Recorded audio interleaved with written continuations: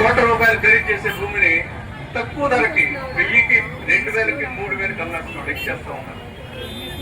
వాళ్ళకి అన్ని రాయితీలే, అన్ని ప్యాకేజీలే.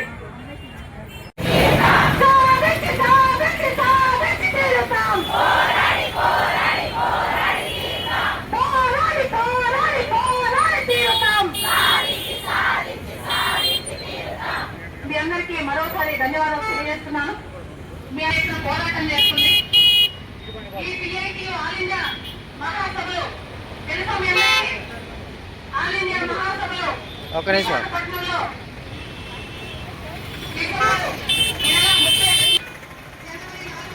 జరుగుతున్నాయి. అదేవిధంగా చైనా, పక్కనే ఉన్నటువంటి చైనా, రష్యా, వియత్నాం, క్యూబా ఇట్లాంటి దేశాల్లో రమాదేవి సిఐటియు రాష్ట్ర కార్యదర్శి. రమాదేవి సిఐటియు రాష్ట్ర కార్యదర్శి. ఈరోజు Guntur collector office anganwadi workers and helpers union, అదేవిధంగా ఏఐటీసీ, ఐఎఫ్టీయూ సంఘాల ఆధ్వర్యంలో రోజు ధర్నా కార్యక్రమం రాష్ట్ర వ్యాప్తంగా జరుగుతుంది. దాంట్లో భాగంగా గుంటూరు కలెక్టర్ ఆఫీస్ జరుగుతుంది.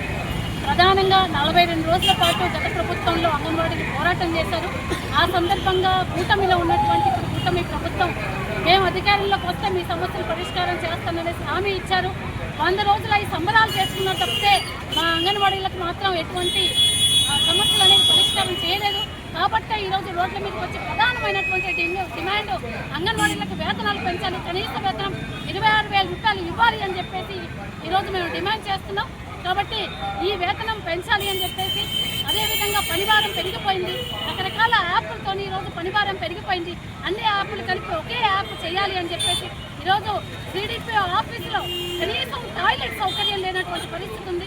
కాబట్టి అంగన్వాడీ సెంటర్లలో సిడిపి ఆఫీసులో టాయిలెట్ సౌకర్యం ఏర్పాటు చేయాలనేసి ఈరోజు సెంటర్ అద్దెలు ఇవ్వట్లేదు. కరెంటు బిల్లులు ఏమో పెరిగిపోయినాయి. వర్కర్ల మీద ఈరోజు అంగన్వాడీ వర్కర్ల హెల్పర్ల మీదనే భారం పడిపోతుంది. సెంటర్ అద్దెలు ఇవ్వాలనేసి, కరెంటు బిల్లులు చెల్లించాలి అని చెప్పేసి ఈరోజు మెయిన్ వర్కర్లని మినీ వర్కర్లుగా చేర్చాలనేసి, అదేవిధంగా ఈ సమస్యలన్నింటి మీద కూడా పోరాటం చేస్తున్నాము. కానీ ప్రభుత్వాలు మాత్రం వాటిని పట్టించుకోవట్లేదు. కాబట్టి ఈరోజు రోడ్ల మీదకి వచ్చి పోరాటం చేస్తున్నాం. ఇప్పటికైనా కేంద్ర రాష్ట్ర ప్రభుత్వం స్పందించి యూనియన్ నాయకులతో చర్చలు జరిపి వేతనాలు పెంచాలి.